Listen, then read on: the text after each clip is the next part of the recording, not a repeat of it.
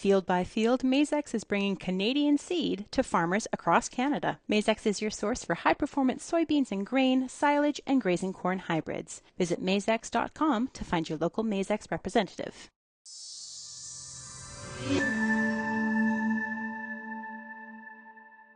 Welcome back to Real Ag Radio and RealAgriculture.com. I am Lindsay Smith, and joining me now from home for a change is Drew Spolstra. He's the president of the Ontario Federation of Agriculture. Drew, how are you doing? Doing all right, Lindsay. It's hot today, but I think we'll manage to get through it. Yeah, all right. We could talk about farming, but we've got to talk about something far more important, at least with the announcement this week. So Minister of Employment, Workforce Development, and Official Languages, that's quite the handle, Randy Boissonnault, I think I'm getting that right, has put out a bit of a decree of how things are going to change with the Temporary Foreign Worker Program in a month from now, so end of September, September 26th. And this is potentially not a surprise, given how much attention this program has had in the last little while. But of course, wanting to know, Drew, from your perspective, given the announcement this week, what impact we could see in the agriculture sector? Well, what we've been told so far is that there will be no impact to primary agriculture and, to the food security sector is what they call it. I just call it agri-food. But, I think from production and processing standpoints, it looks like we will be unaffected. And OFA has been working alongside our partners like CARC and LICC and OFBGA and the Farms Organization to continue to monitor the changes and what might be coming down the pipeline. But they've been pretty consistent that agriculture will not be affected. And, that's the way we'd like to see it stay. Obviously, there's the labor force is vitally important to our sector, particularly, in the fruit and vegetable industry and the more labor intensive type pieces of agriculture. And so, we want to make sure that these programs continue to remain sustainable for the sector to continue to access these workers. So, how did we get to this point is, I guess, one of the questions that maybe we need to back up, because I think, we often talk about the Temporary Foreign Worker Program. It has had challenges. It was certainly a challenge through COVID to make sure that this, very essential workforce got to Canada. And as you mentioned, and as it's being called, sort of this food security angle to all of this, but there were changes made to this program in the past few years that really did see an increase in other industries. Are we worried that this increased scrutiny of this program and like you say some of these changes shouldn't impact it, but we definitely have seen more scrutiny of this program. Will that potentially negatively impact agriculture in the longer term?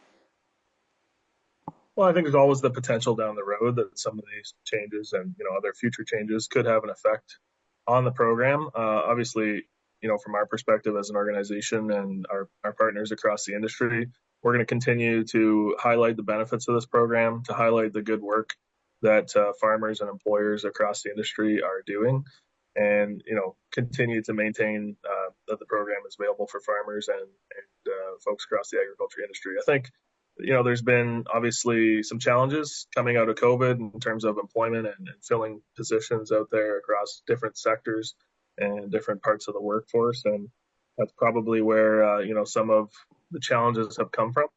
I'm not going to point fingers at any one particular employer or sector, but, we know the history in the agriculture sector stream of this program.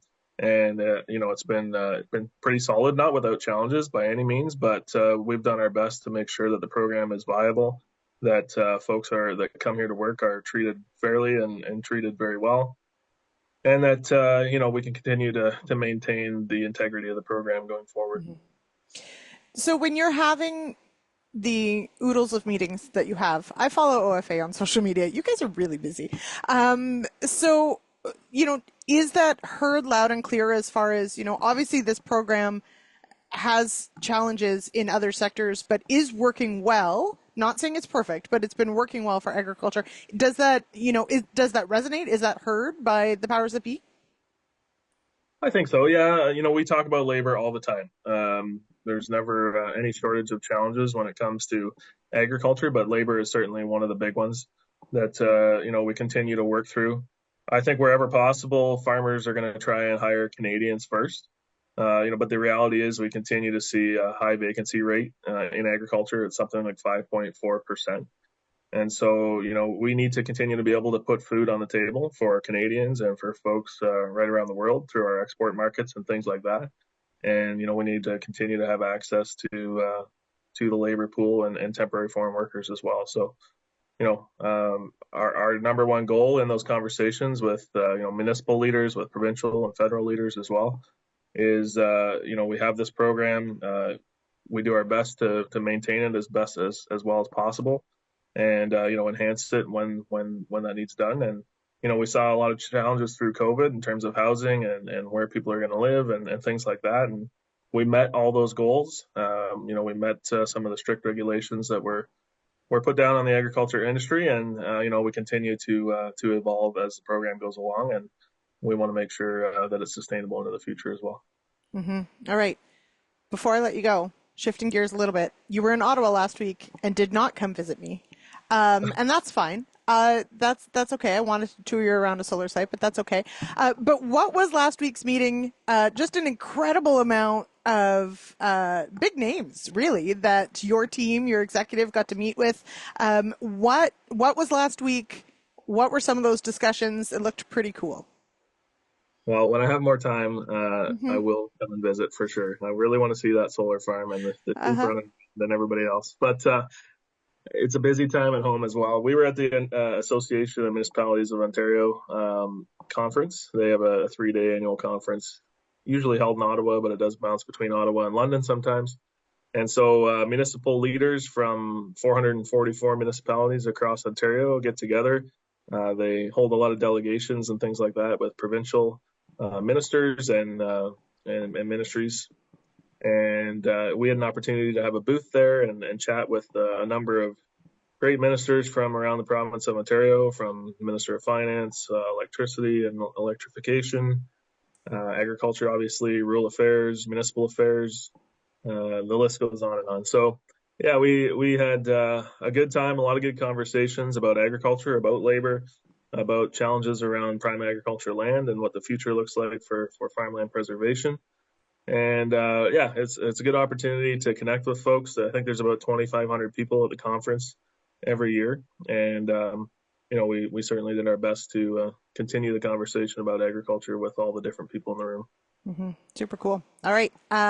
I'll look for my invite next time. I was not invited to any of these meetings. It's weird, but anyway. Okay. So that, it's really neat. I highly recommend anybody who's interested in seeing where OFA has been, follow them on social media. Your team does a great job on that. And we'll keep track of, what potentially we see, if anything, on this TFW program. I'm glad to hear it looks like agriculture will continue to function as it should, but we'll keep track. So, Drew, lastly, you are home, you said. We are late August. What does the farm look like this week? What are you doing? Well, we're trying to wrap up some second cut hay. It's been a real challenge getting hay off in any type of good quality and condition. But lots going on there. We're getting some manure out onto some wheat ground. Want to plant a cover crop after that.